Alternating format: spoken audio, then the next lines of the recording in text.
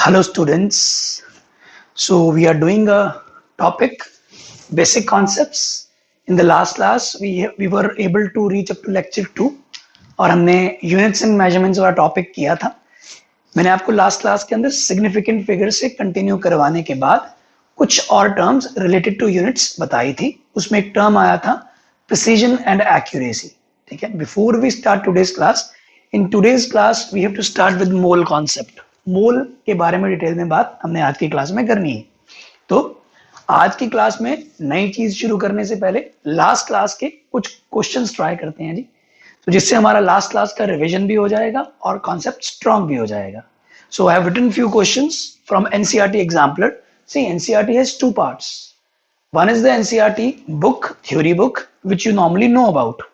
There is one more book suggested by NCERT. In fact, it is given by NCERT, published by NCERT, that is called as NCERT Exemplar. This is an exercise book.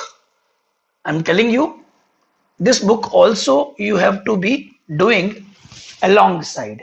ठीक है जी, हमने जो अपनी NCERT की normal book करनी है वो तो करनी ही है, बट साथ साथ मैं इसके भी कुछ क्वेश्चंस आपको क्लास में ट्राई करवाया करूंगा. This is an exercise book. In this book NCERT itself has given some objective questions. ठीक है, तो आज हम कुछ क्वेश्चंस ट्राई करते हैं एनसीईआरटी एग्जाम्पलर के.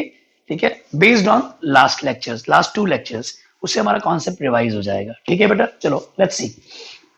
फर्स्ट क्वेश्चन गिवन है. What is the first question? Correct readings of a mass is equal to 3 grams. हमें गिवन है जी क्या? Correct reading of mass. Mass की करेक्ट रीडिंग गिवन है कितनी? 3 grams. Fine.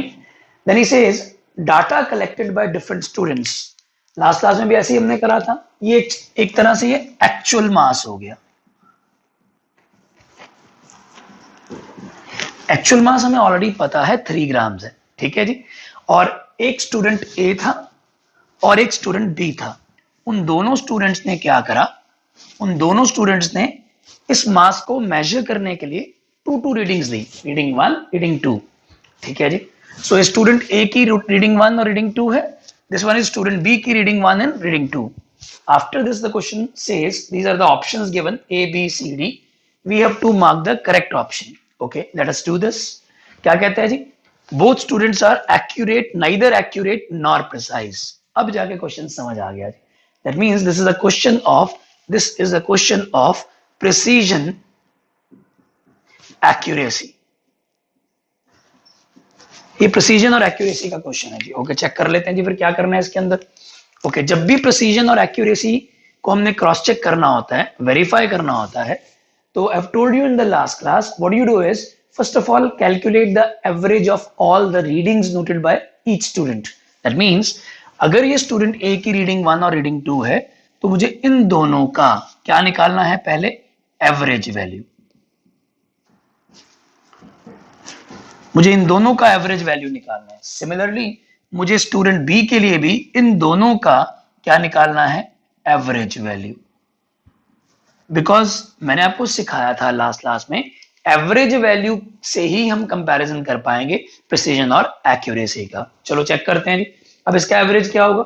The average value will be 3.01 plus 2.99 complete divided by 2 which will come out to be 3.0 grams. ठीक है जी, एवरेज इसकी ही आ जाएगी. What about this?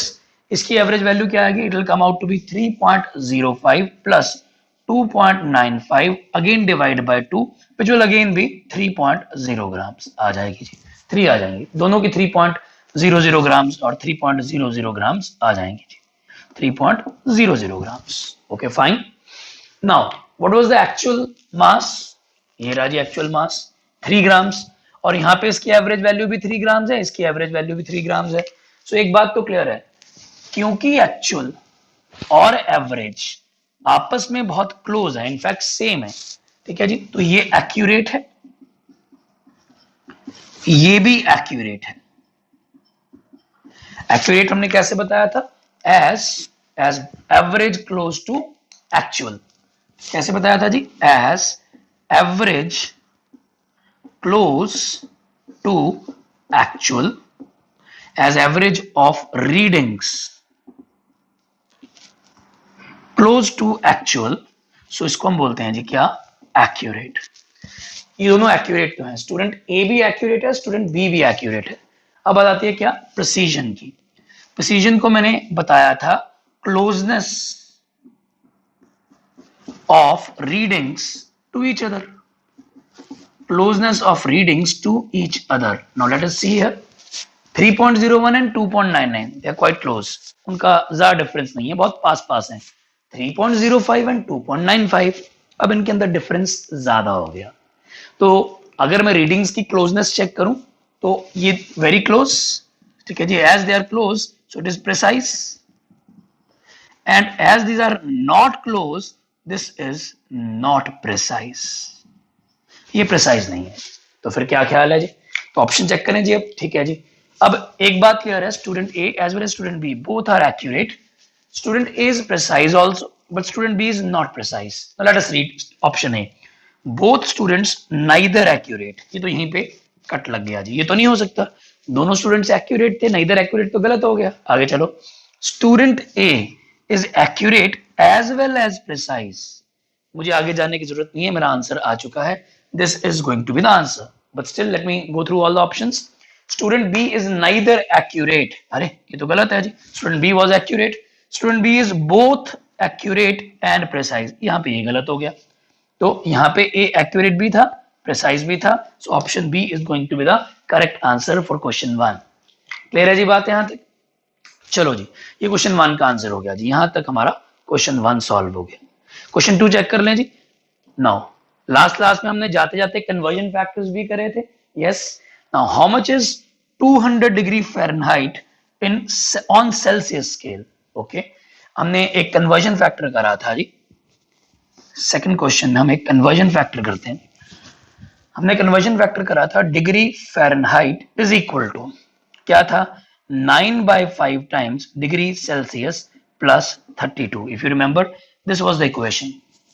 अब उल्टा हो गया, हमें फ़ारेनहाइट गिवन है, ये जो इक्वेशन है इसमें फ़ारेनहाइट निकाला जा सकता है अगर हमें डिग्री सेल्सियस की वैल्यू पता है, but the question is the reverse, हमें डिग्री फ़ारेनहाइट दे रखा है और डिग्री सेल्सियस पूछा है, नो प्रॉब्लम, इसको रीअरेंज करके सॉल्व कर देते हैं। So this implies degree Celsius will be degree Fahrenheit -32 into 5/9। मैंने क्या करा, इस 32 को यहाँ से सब्ट्रैक्ट कर दिया, फिर 9/5 को इधर जाके मल्टीप्लाई कर दिया। अब वैल्यू पुट करूंगा जी, वैल्यू पुट करूंगा, कितना दे रखा है जी हमें, 200 -32 multiplied by 5/9, on solving this will come out to be 93.3 degree Celsius, answer simple. So जो लास्ट क्लास में टेम्परेचर्स का कन्वर्जन फैक्टर करा था उसको हमने इस क्वेश्चन में यूज कर लिया। So question 1 done, question 2 done, clear है जी बात। लो जी, टॉकिंग ऑफ क्वेश्चन 3, क्वेश्चन 3 कर लेते हैं, क्वेश्चन 3 की बात करते हैं जी, ओके। क्वेश्चन 3 में क्या दिया हुआ, if density of solution is 3.12 grams per ml, हमें क्या गिवन है जी, डेंसिटी गिवन, और what is mass of 1.5 ml solution, okay, mass पूछा है, व्हाट इज मास, क्वेश्चन ये है, और ये वॉल्यूम दे रखी है जी, this is volume, that means what is given is, हमें एक गिवन है क्या जी, डेंसिटी, डेंसिटी कितनी गिवन है, डेंसिटी गिवन है 3.12 ग्राम पर ml, दिस इज 3.12 ग्राम पर ml, और क्या गिवन है जी, ये what is this, volume, volume given है जी, volume is given to be how much, 1.5 ml, okay. What is being asked is mass, mass ये पूछा जी, पहले तो मैंने क्वेश्चन क्लैरिफाई करा जी, this is the question, okay. मैं ऊपर वाला रब कर रहा हूं 1 और 2 का सोल्यूशन, फिर मैं थर्ड क्वेश्चन करके दिखा दूंगा। चलो, क्वेश्चन 1 हो गया हमारा, क्वेश्चन 2 हो गया।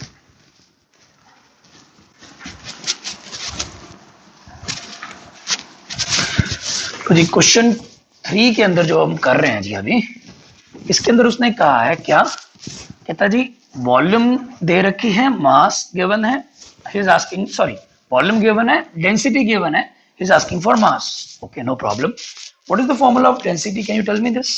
इसके बाद यहाँ सॉल्व कर रहे हैं इसका, what is the formula of density, density का फॉर्मूला क्या होता है, we know that density is equal to mass upon volume, okay, this implies mass is equal to volume into density. हमने डेंसिटी वाली इक्वेशन को रीअरेंज कर दिया, अब हमें सही पता लग गया जी mass. Volume is also given, density is also given, so volume given is 1.5 ml multiplied by density given is 3.12 gram ml inverse. Now, the only thing which you have to take care of is, उसने कहा था if incorrect significant figures, so this was also important. Normal calculation तो ये है ही है, साथ साथ हमें सिग्निफिकेंट फिगर्स का भी ध्यान रखना है। तो एक चीज करो जी, ये मल्टीप्लिकेशन होगी जी, ठीक है, तो इसमें एस एफ कितना है, एस एफ 2 है जी, इसमें एस एफ कितना है बेटा 2, और इसमें एस एफ कितना है, इसमें एस एफ है 3। जब आप इसको सॉल्व करोगे, सॉल्व करके ये वैल्यू आ जाएगी 4.68 ग्राम्स। एक बार तो ये आएगा जी आफ्टर मल्टीप्लिकेशन, सिंपल मल्टीप्लिकेशन करी तो 4.68 ग्राम्स आ जाएगा। नाउ उसके बाद हम जो कहा करते हैं जी, इसको अब हमें, ठीक है, इसको हमने क्या करना है जी, इसको round off to S F is equal to 2 least S F. इन दोनों एस एफ में से लीस्ट किसका था, S F is equal to 2। हमने कहा था मल्टीप्लिकेशन का सिग्निफिकेंट फिगर्स का रूल था कि जिस नंबर के अंदर सबसे कम सिग्निफिकेंट फिगर्स होंगी उतने सिग्निफिकेंट फिगर्स तक आप क्या कर दो, राउंडिंग ऑफ कर दो जी। कर दिया जी, तो अगर मैं इसको राउंड ऑफ कर दूं तो the answer will be 4.7 grams. So third question का आंसर आ जाएगा जी 4.7 grams if I take care of the significant figure rules. तो ये तीन क्वेश्चंस हमारे हो गए जी, ये तीनों एनसीईआरटी एग्जाम्पलर बुक के क्वेश्चंस थे जी, एंड इन तीनों क्वेश्चन से हमारा अभी तक का यूनिट्स एंड मेजरमेंट्स जो हमने करा था वो एक तरह से रिकॉल हो गया जी। ठीक है बेटा, so now we start with today's new concepts which we are talking about what, mole. Start करेंगे किससे, मोल से। चलो जी कंटिन्यू करते हैं।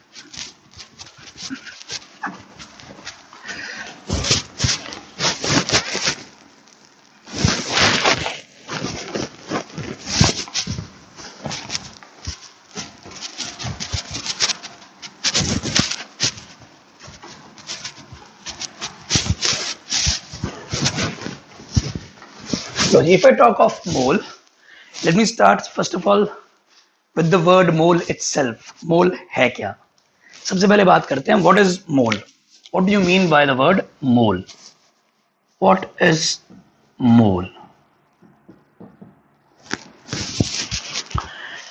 Mole है क्या जी? It is the, हमें पता है, it is amount of any substance.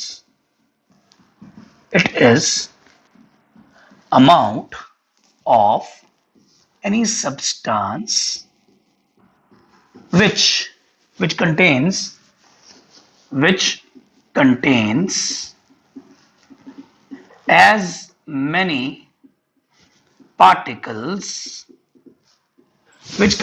as many particles as are number of atoms present in 12 grams of carbon 12 isotope.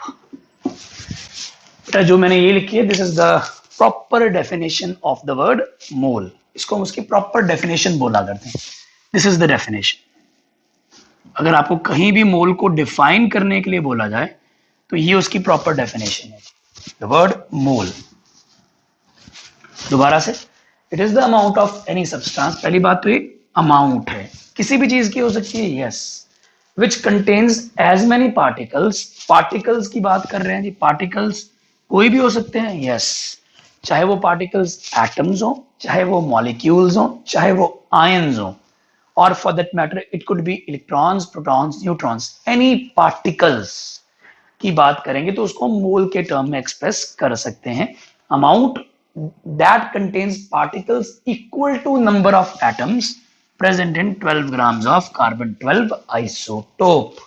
Now that is very important. Initially मोल को define ऐसे किया गया था। हम तो मोल की नॉर्मली एक वैल्यू याद रखते हैं जी, आपको याद होगी जी, I'll tell you right now, ठीक है, लेकिन वो वैल्यू तक पहुंचने से पहले मोल की जो एक्चुअल डेफिनेशन है वो ये है, और ये जो number of atoms present in 12 grams of carbon 12 isotope है, इसको जब एक्सपेरिमेंटली पता करा गया, ये वैल्यू आई जी, ये आई जी 6.022 इंटू 10 दी पावर 23। ठीक है जी, 6.022 इंटू 10 दी पावर 23। ये calculated, let's say calculated using mass spectrometer. एक इंस्ट्रूमेंट होता है जी मास स्पेक्ट्रोमीटर, उसको यूज करके ये वैल्यू निकाली गई, पता करी गई कि भाई 12 ग्राम्स कार्बन 12 में एग्जैक्टली कितने एटम्स हैं, इतने होते हैं, और इतने ही जब किसी भी चीज के पार्टिकल्स हो जाएंगे उसको हम उस चीज का क्या बोलेंगे, मोल। तो जब इतना आ गया तो ये तो होगी उसकी डेफिनेशन। अब इसका एक्चुअल हम बात करें जी, कंसेप्चुअल मीनिंग क्या है हमारे लिए, उसका कंसेप्चुअल मीनिंग क्या है, डेफिनेशन तो जो होगी, हमारे लिए उसका कंसेप्चुअल मीनिंग क्या है बता देते हैं जी। So it is nothing but mole for us, आगे से क्या होगा, it is group of let's say particles, it is what, group of particles having 6.022 into 10 the power 23 particles. Again I repeat, it is group of particles having 6.022 into 10 the power 23 particles. ये जो value है 6.022 into 10 the power 23, वो actually यहां से आई है 12 grams of carbon 12 के अंदर carbon 12 के एटम्स इतने थे, उसी को बाय रेफरेंस मोल कहा गया। तो इतने पार्टिकल्स के ग्रुप का नाम मोल होता है। क्लियर है जी बात। सो ये जो 6.022 into 10 the power 23 है, इसका नाम क्या रखते हैं, we call this as Avogadro's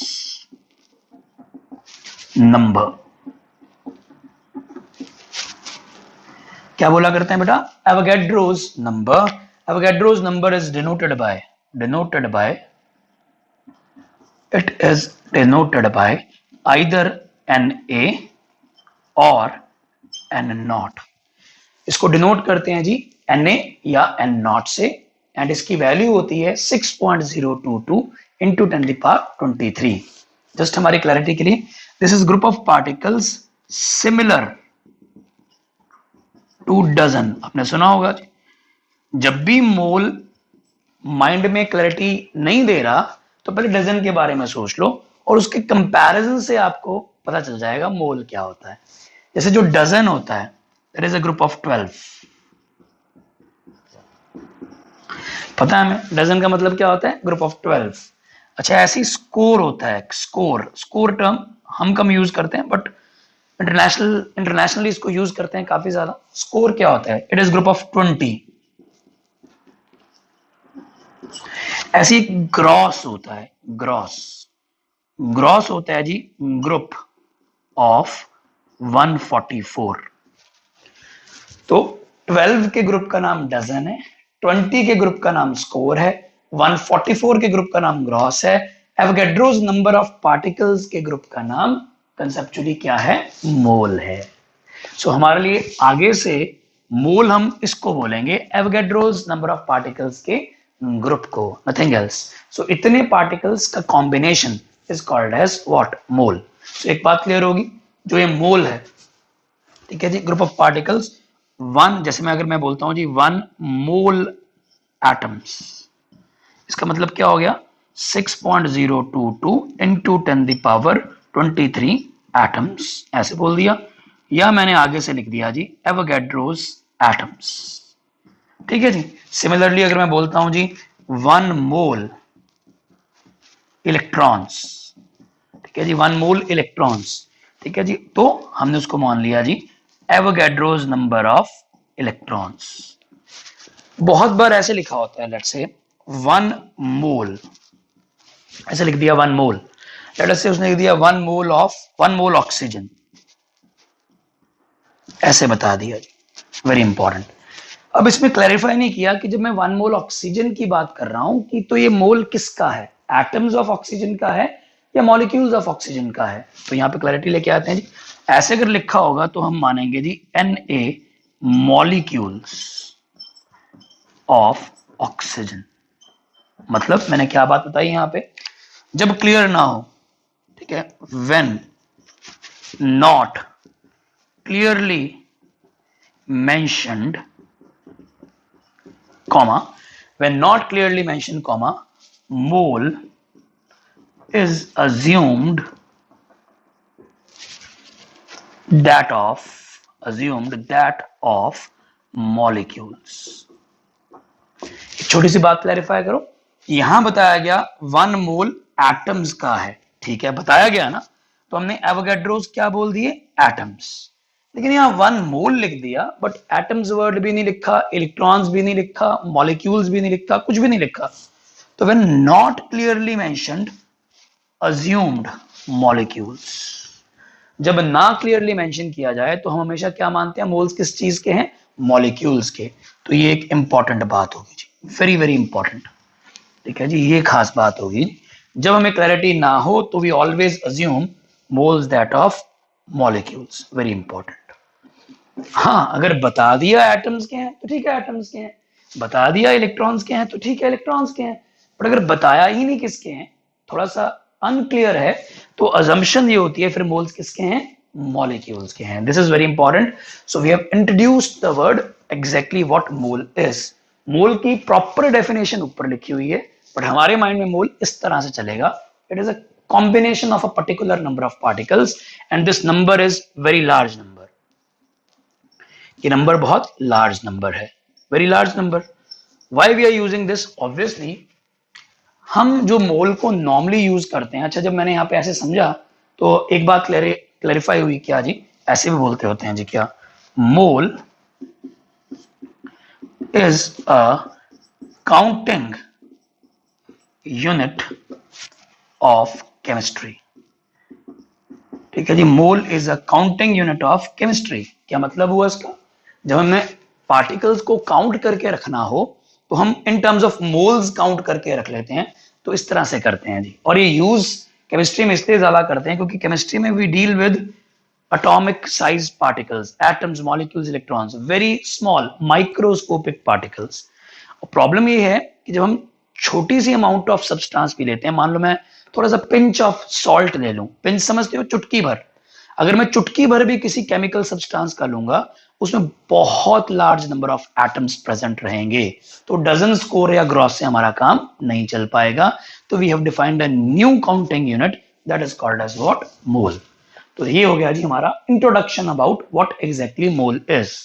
अब मोल को आगे यूज करने से पहले कुछ और चीजों का पता होना जरूरी है जी, कुछ बेसिक टर्म्स और हैं which we need to be clear about, पहले उनको करते हैं जी, फिर हम वापस मोल के ऊपर आएंगे कि मोल को निकालना कैसे है, how to find number of moles in any substance.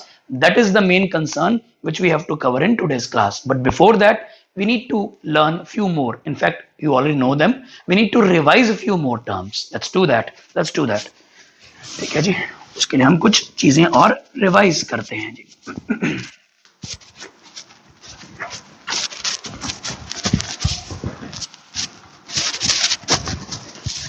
तो जी सबसे पहले मैं एक टर्म सिंपल वाली जो आपको ऑलरेडी पता है क्या होती है जी, मैं आता हूं जी एटॉमिक मास के ऊपर। एटॉमिक मास क्या होता है, what do you mean by the word atomic mass, हम डिस्कस करना चाहते हैं एटॉमिक मास के बारे में, है ना जी, हम डिस्कस करना चाहते हैं किसके बारे में, एटॉमिक मास के बारे में, फिर आगे चलेंगे जी। ना जी एटॉमिक मास का मतलब तो सिंपल लग रहा है जी, क्या, मास ऑफ वन एटम, बिल्कुल सही है जी। If I use the English word atomic mass, it seems it is nothing but mass of one atom. It is okay. That's quite right. Mass of one atom should be called as atomic mass. But slightly there is an importance related to this term. What is that? Let us understand. Atomic mass की जब हम बात करते हैं तो इससे related दो तीन terms आती हैं। एक होता है relative atomic mass। क्या होता है बेटा, relative atomic mass। ठीक है, और एक हुआ करता है ग्राम atomic mass, gram atomic mass. और एक हुआ करता है, let us say, let me call it as average atomic mass. ठीक है जी, एवरेज एटॉमिक मास। और जी atomic mass is mass of one atom, it is okay, सुनने में यही लग रहा है, बट ये तीन टर्म्स को जब हम आगे डिटेल में देखते हैं तो थोड़ा सा क्लैरिटी आएगी हम बात क्या करना चाहते हैं। Will come back to atomic mass, पहले इन तीन टर्म्स को देख लें। ठीक है जी, relative atomic mass, gram atomic mass, average atomic mass. ना सबसे पहले रिलेटिव एटॉमिक मास, इसको मैं RAM बोल दूंगा जी, शॉर्ट में क्या बोल देंगे, RAM, रिलेटिव एटॉमिक मास। अगर मैं इसकी बात करूं तो RAM is equal to, it is a ratio, क्या है जी, it is a ratio of mass of one atom upon mass of 1/12 of carbon 12 atom। इस रेशो का नाम होता है जी क्या, रिलेटिव एटॉमिक मास या RAM। RAM of any element is equal to ratio, पहली बात तो रेशो है जी। ठीक है जी, यहां मैं एक चीज रिपीट करता हूं, मैंने पहले भी आपसे बात करी हुई है, whenever we talk of the word relative, कहीं ना कहीं वो जाके रेशो से लिंक हो जाता है जी। रिलेटिव में कहीं ना कहीं रेशो आ जाता है, सो रिलेटिव है तो रेशो आ गया। रेशो किस चीज का, एटॉमिक मास का। अरे तो बताया था मास ऑफ वन एटम होता है, तो रिलेटिव एटॉमिक मास में रेशो लेना है, रिलेटिव का मतलब रेशो, और एटॉमिक मास मतलब मास ऑफ वन एटम, तो ऊपर तो मास ऑफ वन एटम आ गया। ठीक है जी, लेकिन नीचे क्या आएगा, because when we talk of ratio there are two terms, numerator and denominator. So numerator तो नाम में ही आ गया, mass of one atom. What is denominator, now this is important, denominator mass of 1/12 of carbon 12 atom, this is fixed as reference, ये हमारा reference है जी। This is fixed as was reference mass of 1/12 of carbon 12 atom.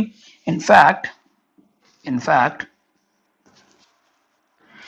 in fact, this is called mass of 1 AMU या 1U। जो ये mass of 1/12 of carbon 12 atom है, यही हमारा मास of 1 AMU, या आजकल उसको इवन शॉर्ट करके मास ऑफ यू बोलते हैं। एक बार इनके नाम बता दें, AMU तो आपको सुना हुआ है जी, AMU stands for atomic mass units. What is u, u is called unified mass. आजकल हम कुछ नहीं करते जी, AMU को ही यू की तरह यूज करते हैं, तो AMU लिखना या यू लिखना, it is same thing today, आजकल यही बात है। ठीक है जी, so mass of 1/12 of carbon 12 से अगर आप मास ऑफ वन एटम को डिवाइड कर दो, वो जो रेशियो आएगा that will be called as relative atomic mass. समझ गए जी बात, इट बेसिकली रिप्रेजेंट्स, चलो ये क्या रिप्रेजेंट करता है जी, it represents number of times mass of one atom, ठीक है जी, विद रिस्पेक्ट टू 1 AMU, ऐसे बोल रहा हूं जी।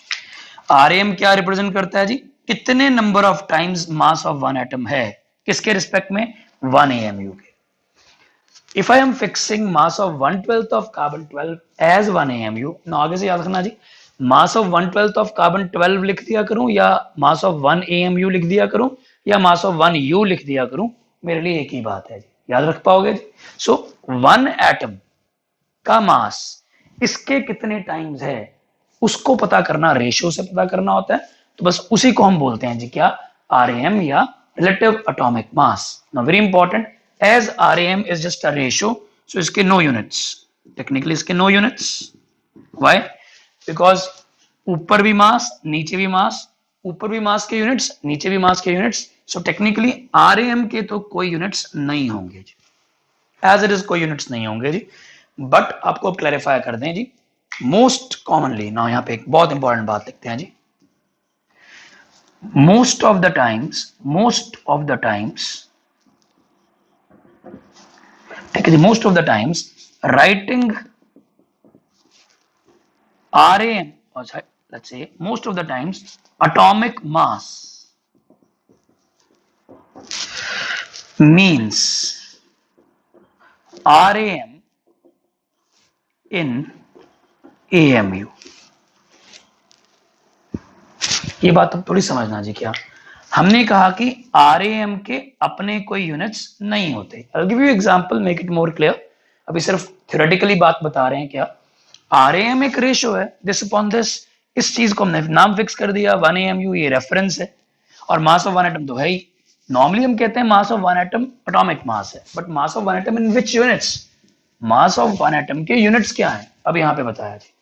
atomic mass actually nowadays means RAM in AMU, mass of one atom not in grams, ठीक है जी, ऐसे बोलते हैं जी, in grams not used, not commonly used in grams। जो भी एक एटम का मास होता है उसको हम कॉमनली ग्राम्स में यूज नहीं करते, फिर किस में यूज करते हैं? कॉमनली used in AMU और U। जब भी मास ऑफ वन एटम हमने नॉर्मली यूज करना होता है तो that is not used in grams, because मैं आपको बताऊंगा वो वैल्यू बहुत छोटी हो जाती है, because atom is a very minute particle. मैं बोला करता हूं एटम इज अ चुन्नू मुन्नू particle. Atom is so small that it is not visible to our naked eye, it is so small. तो उस चुन्नू मुन्नू से पार्टिकल के लिए एक एटम अगर की बात कर रहे हो तो उसका मास ग्राम्स में नॉर्मली हम यूज नहीं करते, उसका मास नॉर्मली हम किस में यूज करते हैं? AMU में। और AMU क्या था? 1 AMU इज 1/12 ऑफ कार्बन 12 का मास, उसके टर्म्स में यूज करते हैं। और वो आता कैसे है? जो भी ये रेशो होगा उस रेशो के आगे AMU लिख देंगे जी। Atomic mass means RAM in AMU। आगे से RAM का अपना कोई यूनिट नहीं है, लेकिन अगर RAM के आगे आपने AMU लिखना शुरू कर दिया then automatically it becomes what? Atomic mass in AMU। ठीक है जी। एग्जांपल, यहाँ पे एग्जांपल देखते हैं जी। एग्जांपल देखते हैं। एग्जांपल क्या है जी? मैं इन दोनों को बताऊंगा जी। एग्जांपल ये है, example is this, RAM of oxygen is equal to 16। पहले मैं आपको ये बता दूं मतलब क्या हुआ। ऑक्सीजन एटम के लिए अगर ये रेशियो निकाला गया तो वो 16 आया। What is the ratio? Mass of one atom of oxygen upon mass of 1/12 of carbon 12, वो 16 आ गया जी। ठीक है ना बेटा? तो जब हमने ऑक्सीजन एटम का experimentally mass of one atom लेके उसको 1/12 ऑफ कार्बन 12 एटम के मास से डिवाइड करके रेशियो निकाला, that came out to be 16। इस रेशियो की वैल्यू 16 आ गई। इसका मतलब ऑक्सीजन एटम का जो मास है वो 1/12 ऑफ कार्बन 12 एटम के 16 टाइम्स है, वो इसके 16 टाइम्स है। तो अब हम लिखेंगे ऐसे, atomic mass of oxygen, atomic mass of oxygen is equal to 16 AMU। समझ गए? Not 16 grams, it is 16 AMU। Clarify करो, एटॉमिक मास क्या है? Mass of one atom commonly used in AMU। और वो कैसे आएगा जी? Atomic mass means RAM in AMU। इस लाइन के बाद इस लाइन को पढ़ लो, फिर बात बन जाएगी। एटॉमिक मास एक एटम का मास है और वो कॉमनली यूज AMU में करते हैं। और AMU में लिखने के लिए पहले RAM पता करना पड़ता है, क्योंकि AMU और RAM दोनों डिफाइंड है with respect to reference of mass of 1/12 of carbon 12 which is called as 1 AMU या 1 U। इसको मैं 16 AMU या 16 U लिख सकता हूं जी। 16 AMU या 16 U। यहां तक बात समझ आ रही है जी? सो लास्ट बार, RAM एक रेशो था, मास of one atom of any element divide by mass of 1/12 of carbon 12। वो रेशो के तो यूनिट्स नहीं थे। अगर RAM ऑफ ऑक्सीजन पूछो तो 16 है, क्योंकि वो तो एक रेशो है, उसके यूनिट्स नहीं है। बट अगर कोई हमें कहे नहीं नहीं आप बताओ एटॉमिक मास ऑफ ऑक्सीजन क्या है, तो हम सिर्फ 16 नहीं लिखेंगे, हम लिख देंगे 16 AMU, बिकॉज हमें आदत है एटॉमिक मास हम कॉमनली AMU में ही एक्सप्रेस करते हैं। जो भी RAM की वैल्यू होती है, जो भी इस रेशियो की वैल्यू होती है, उसके आगे AMU लिख देना is the commonly used atomic mass. What about used in grams? एक एटम का मास हम ग्राम्स में यूज क्यों नहीं करते जी? There is a very very small value, इसलिए नहीं करते जी। अभी बात कर लेंगे उसकी भी, कर लेते हैं बात। यहां तक बात समझ आ रही है जी? तो मैं बता देता हूं जी, इसके नीचे आप कंटिन्यू कर लेना जी। मैं यहां लिख रहा हूं जी क्या, तो मास ऑफ ऑक्सीजन एटम। अच्छा, उससे पहले एक नोट बताना रह गया, sorry. Let me tell you one important note, what is that? ये मास ऑफ 1/12 ऑफ कार्बन 12 की जो वैल्यू निकाली गई, 1 AMU is equal to 1.66 into 10 the power minus 24 grams. ये वैल्यू याद रखो जी, ये 1 AMU की वैल्यू इन ग्राम है, समझ रहे हो जी?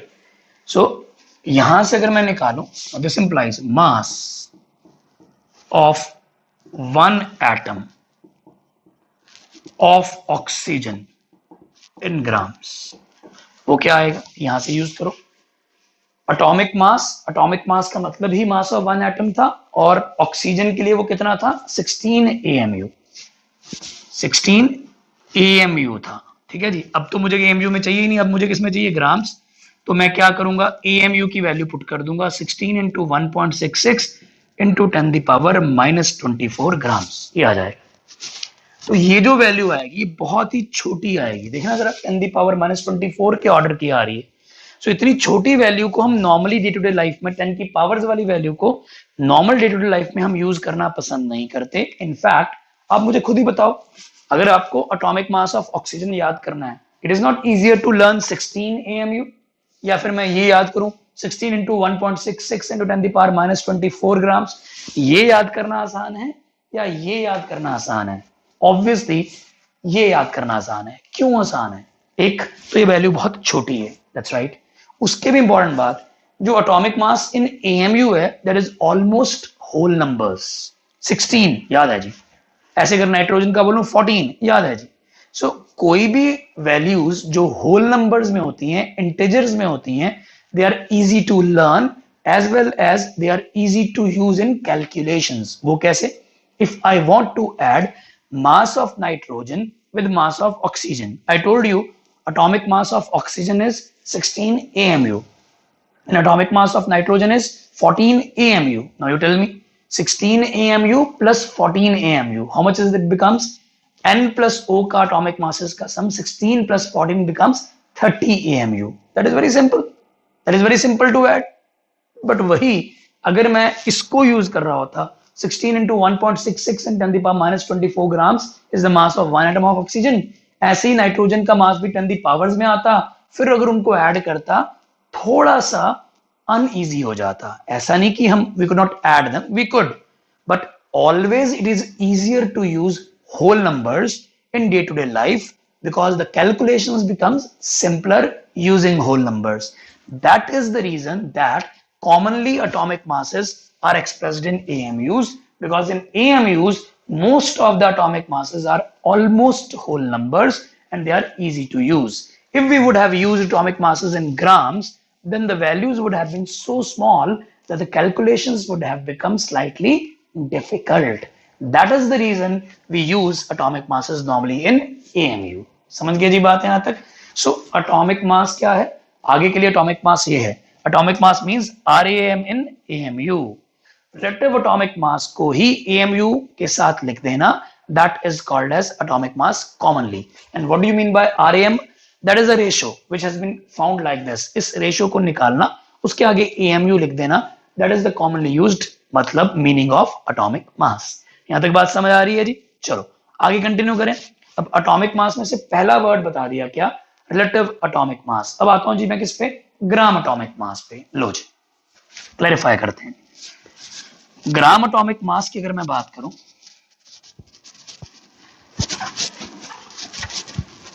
if I talk of gram atomic mass, I can call this as gram atomic mass, in short as GAM. Gram atomic mass can be called as what? GAM। ठीक है, और आपको एक्चुअल बता दूं जी, gram atomic mass GAM is actually should be called as molar mass of atoms.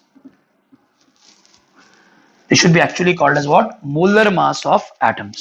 See, listen to me carefully. ज्यादातर ये term लिखी आती है बट माइंड में ये टर्म चलेगी, इन दोनों का मतलब सेम है जी। क्या बता देते हैं जी? अब क्योंकि इसके नाम में ही ग्राम आ रहा है, अब तो मेरे को ग्राम्स में ही एक्सप्रेस करना पड़ेगा। तो बता देते हैं। Now it is mass of 1 mole of atoms in grams. ठीक है जी, clarify. Atomic mass normally 1 atom का होता है, बट यहां पे क्लैरिफाई कर दिया जी, gram atomic mass is mass of 1 mole of atoms. ठीक है जी, not of 1 atom, not of 1 atom.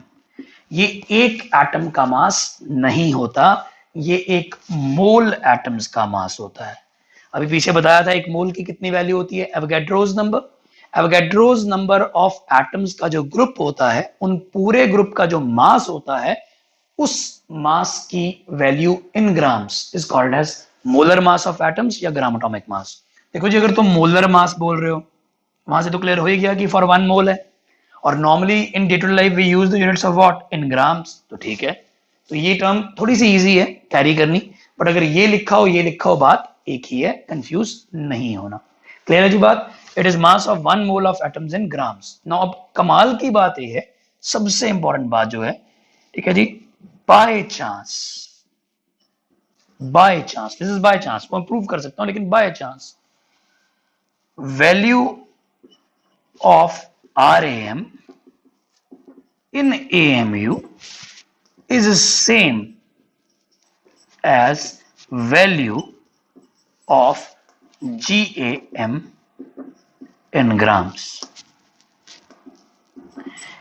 By chance ऐसा होता है कि जो भी value of RAM in AMU हम लिखते हैं, ठीक है, जो भी value of RAM in AMU लिख दिया करते हैं, यानी जो एटॉमिक मास इन AMU लिख दिया करते हैं, वही GAM होता है ग्राम्स के अंदर, by chance. Again example, example है जी, एटॉमिक मास अभी पीछे बताया था, एटॉमिक मास ऑफ ऑक्सीजन कितना था, 16 AMU।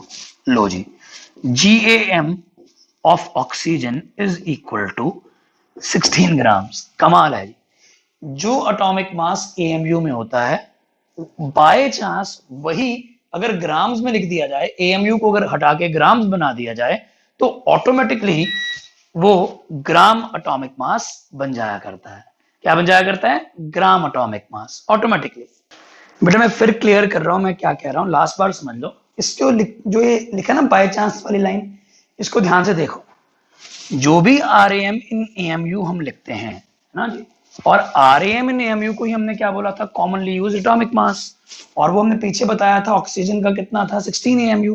By chance same value GAM की होती है ग्राम्स में। मतलब अगर मुझे GAM ऑफ ऑक्सीजन बताना है, GAM की फुल फॉर्म क्या है, GAM is called as gram atomic mass. अगर मुझे बताना है तो वो कितना होगा, 16 ग्राम्स।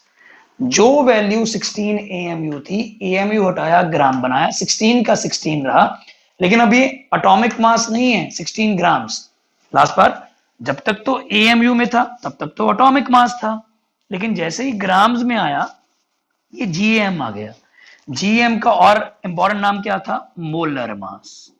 मतलब कंफ्यूजन से बचने के लिए बेटर टर्म तो मोलर मास ही है। Molar mass of oxygen is 16 grams. अभी यहां से मैं क्लैरिटी लेके आऊं क्या कहना चाह रहा हूं, आप इसके नीचे कंटिन्यू कर लेना। मोलर मास से मैं कहना चाह रहा हूं क्या, अब ध्यान से समझना जी, 16 AMU, ठीक है जी, फॉर ऑक्सीजन बात कर रहे हैं जी। अगर मैं ऑक्सीजन की बात करूं, फॉर ऑक्सीजन 16 AMU जब मैं बात करूंगा तो मतलब मैं 1 एटम की बात करूंगा, ठीक है जी। 16 AMU रेफर्स टू क्या, 1 एटम ऑफ ऑक्सीजन। क्लियर है जी। जब मैंने वो 16 की वैल्यू AMU में लिखी थी, वो 1 एटम ऑफ ऑक्सीजन को रेफर कर रही थी, सही होगी जी। लेकिन अगर मैं कहता हूं जी 16 ग्राम्स, ये मैं क्लैरिफाई कर रहा हूं जी, हालांकि ये ग्राम एटॉमिक मास है, बट ये सिर्फ एक एटम को रेफर नहीं करता, ये पूरे 1 मोल एटम्स को रेफर करता है। 16 grams refers to what, 1 mole atoms of oxygen, that is Avogadro oxygen atoms। सो ये क्लैरिफाई करना पड़ेगा जी। 16 AMU का मतलब तो 1 एटम था, 16 AMU 1 atom. 16 grams is not 1 atom, it is Avogadro's number of oxygen atoms। So clarity लेके आओ, RAM जो होता है वो एक एटम को रेफर करता है, और जब भी हम EMU में लिखा होता है वो RM के साथ ही लिखा होता है, और वो एक एटम को ही रेफर कर रहा होता है। लेकिन वही वैल्यू जब हम ग्राम्स में यूज कर रहे होते हैं, बाय चांस वही वैल्यू जब हम ग्राम्स में यूज कर रहे होते हैं, तो वो it is not referring to one atom, it is referring to 1 mole of atoms. That is important. And 1 mole basically means Avogadro's atoms का ग्रुप, उस पूरे ग्रुप को रेफर कर रहे होते हैं, which is a large value. So ये हमने दो चीजों के बीच में क्लैरिफाई करा, RAM एंड JM. क्लियर है जी बात? अब तीसरी टर्म आ गई जी हमारी, क्या? Average atomic mass. Let us talk about that. ठीक है, जब हम बात कर लेते हैं एवरेज एटॉमिक मास की. क्या जी, एवरेज एटॉमिक मास की अगर मैं बात करूं, अगर मैं बात करूं एवरेज एटॉमिक मास की, ठीक है जी, average atomic mass is due to, average is taken due to presence of क्या, different isotopes. ठीक है जी, presence of different isotopes. Isotopes क्या होते हैं जी? Atoms of same element having same what, atomic number. जब मैंने आपको सेम एलिमेंट बोला था तो ऑटोमेटिकली एटॉमिक नंबर तो सेम होना था, बिकॉज एटॉमिक नंबर से ही तो एलिमेंट डिफाइन होता है. When I am saying same element, automatically same atomic number, because atomic number identifies element. So atoms of same element having same atomic number, different mass number or atomic masses, different mass number or atomic masses. ठीक है, atomic number तो same था, लेकिन different क्या था? Mass number different था. Atomic mass उन isotopes का डिफरेंट था. एटम्स वो उसी चीज के हैं, लेकिन उनके मासेस में फर्क आ गया. इसलिए हमने कॉन्सेप्ट यूज करना शुरू करा एवरेज का. एवरेज लगती ही वहां है जब एक ही जैसी चीजों की काफी तरह की वैल्यूज हो. तो अगर हमने पूरे group of those things has to be represented by a common value, then we take the average value. Last बार जैसे हम नॉर्मली एवरेज मार्क्स की बात करते हैं, एक क्लास के अंदर देयर आर मेनी स्टूडेंट्स, ठीक है जी, different students get different number of marks, मान ली बात जी. तो अब अगर मुझे कंपेयर करना हो, या मुझे लेट्स से एक बार से अच्छे से मैच करना हो कि एक क्लास और दूसरी क्लास में से बेटर परफॉर्मिंग क्लास कौन सी है, सो मैं फिर एक एक स्टूडेंट के मार्क्स को कंपेयर नहीं करता. Then what I do is I take average marks of the complete class of class 1, average marks of the complete class of class 2, and then compare them. Average की जरूरत इसलिए पड़ी क्योंकि उस क्लास के अंदर जो अलग अलग स्टूडेंट्स थे उनके मार्क्स एक जैसे नहीं थे. That was the reason.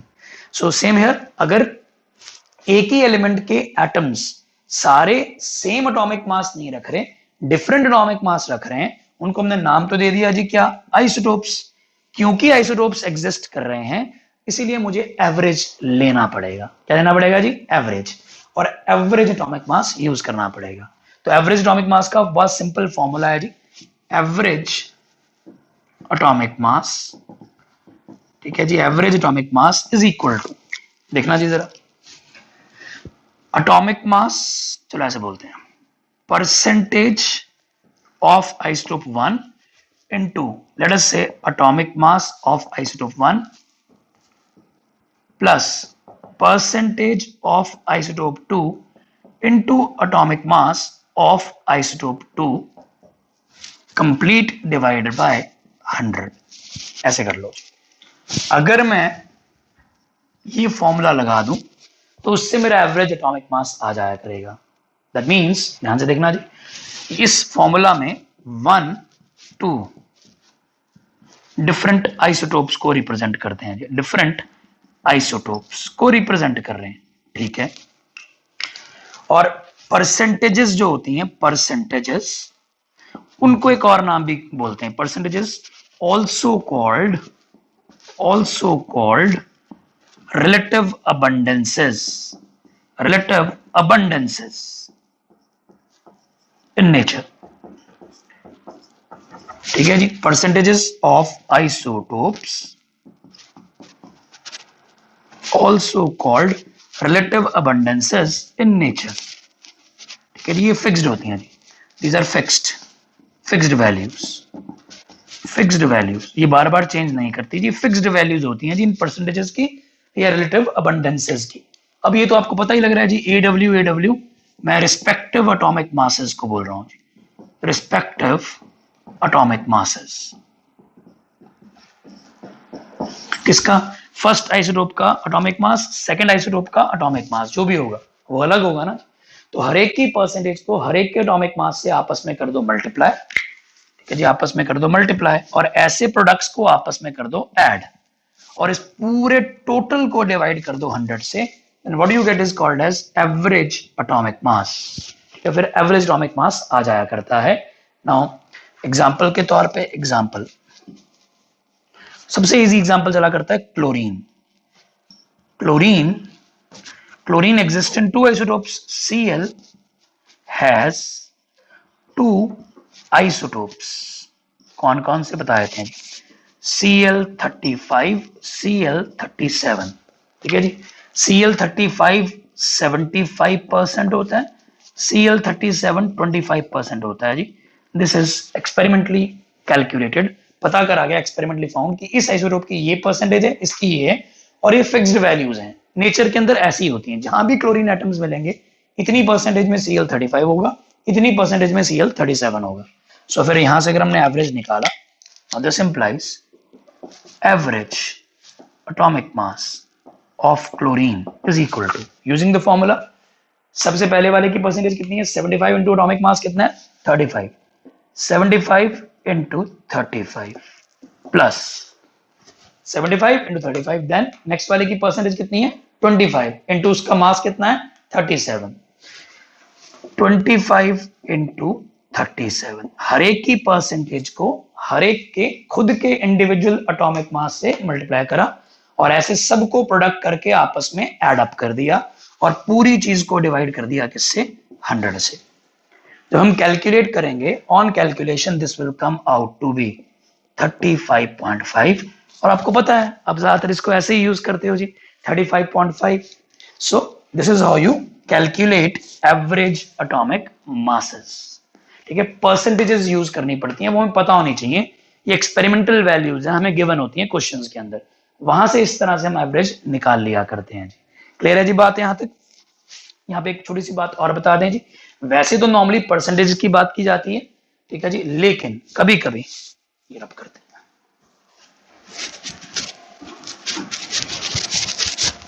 ठीक है जी, लेकिन कभी कभी क्या होता है, sometimes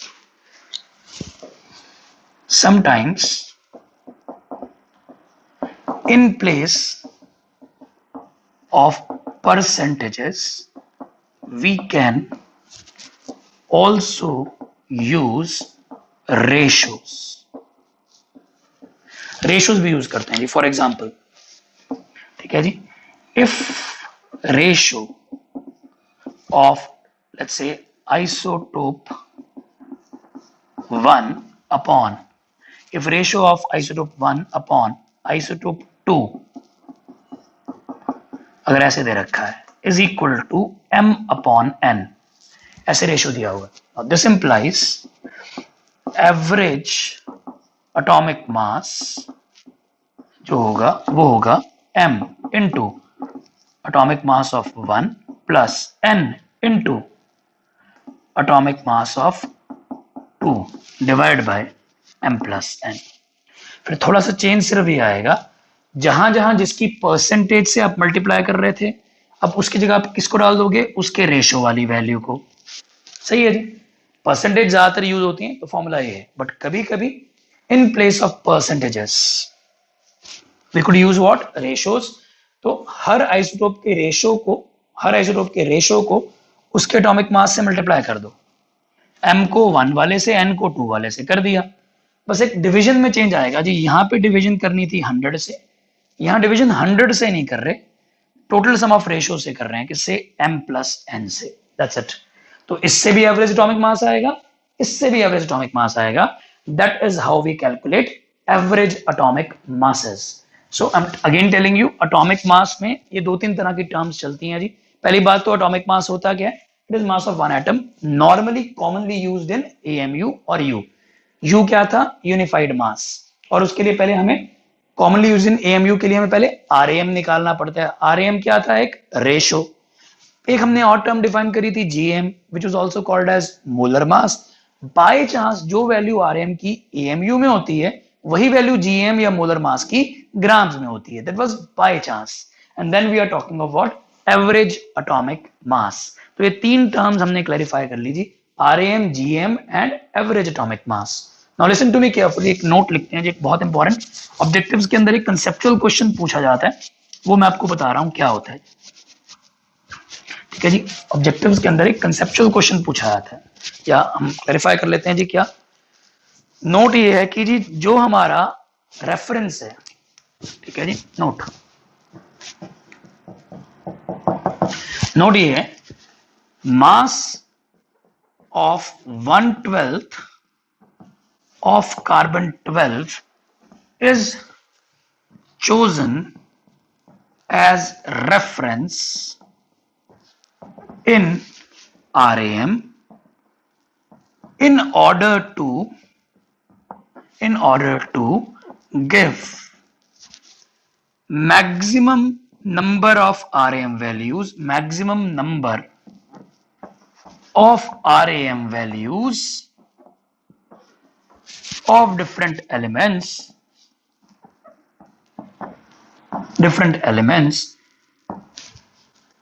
close to whole number values।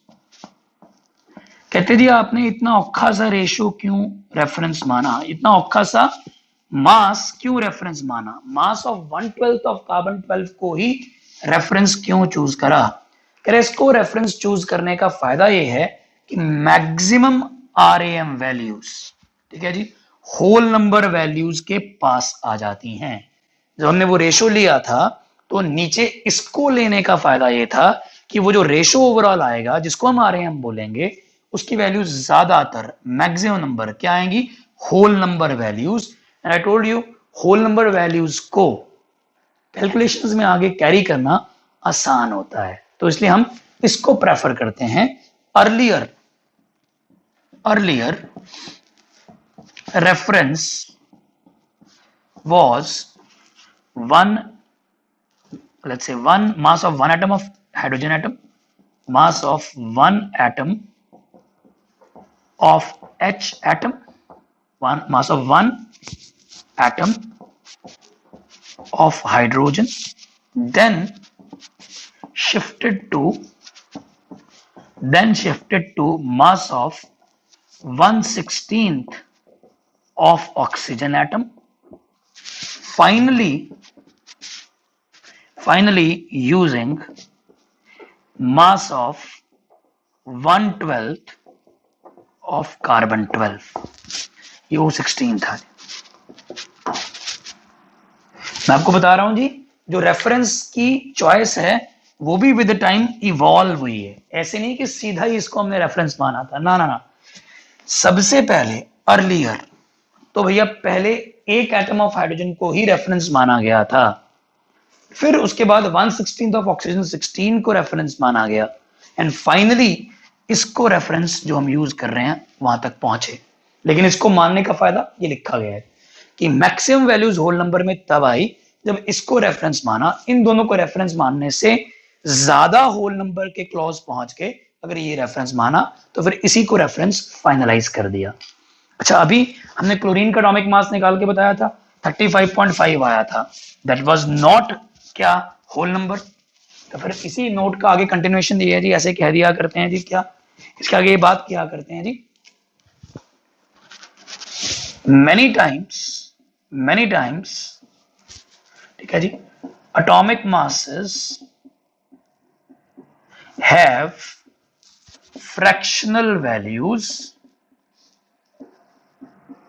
because we are using average atomic masses. ठीक है जी, we are using what? Average atomic masses in calculations due to occurrence of isotopes. मतलब एवरेज की जरूरत ही क्यों पड़ी थी, वो पहले बताया था, क्योंकि आइसोटोप्स अकर करते हैं, एक ही एलिमेंट के ऐसे बहुत सारे एटम्स होते हैं जिनके एटॉमिक मासेस अलग अलग हो जाते हैं, उसके कारण हमें एवरेज यूज करना पड़ता है। उस कारण से बहुत बार क्या होता है, एटॉमिक मासेस फ्रैक्शनल वैल्यूज भी रख लेते हैं। लेकिन घुमा फिरा के इसका कॉज सबसे पहले क्यों हुआ, अकरेंस ऑफ आइसोटोप्स। अगर आइसोटोप्स ना होते, अगर सारे एटम्स का मास एक ही जैसा होता, फिर एवरेज की जरूरत ही ना पड़ती, और फिर सबका मास ऑलमोस्ट होल नंबर होता, फिर फ्रैक्शनल वैल्यूज ना होती। लेकिन फ्रैक्शनल वैल्यूज होने का मेन रीजन आइसोटोप्स का एग्जिस्ट करना बन गया। तो ये बात होगी जी हमारी, जो हमने टर्म्स करनी थी किससे रिलेटेड, एटॉमिक मास से।